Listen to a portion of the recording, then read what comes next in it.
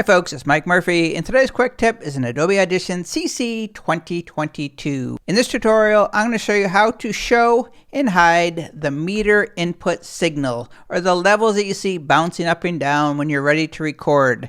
So here I am in the waveform view of Adobe Audition CC 2022, and if you look at the very bottom in the levels panel, you can see my microphone levels, or the meter input signal, bouncing up and down, so I can check the levels before I start recording. If you're speaking into your microphone but you're still not seeing levels bouncing up and down, the first thing you want to check is your audio hardware preferences.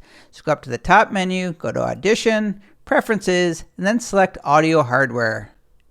Click on the drop down for default input and make sure you select your microphone or your audio interface. In my case, I'm using the Scarlett 4i4 audio interface for both the input and the output.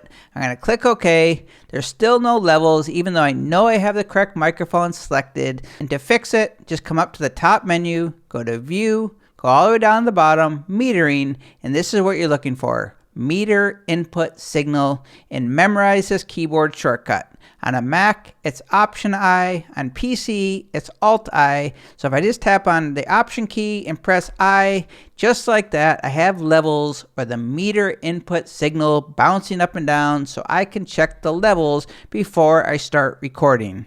So if your input and your output settings are correct, but you're not seeing any levels bouncing up and down in the waveform view of Adobe Audition, you can come up to the top menu, go to View, Metering, check on this meter input signal, or use the keyboard shortcut Option I on a Mac, Alt I on PC, and that is how to show or hide the meter input signal in Adobe Audition CC 2022. My name is Mike Murphy.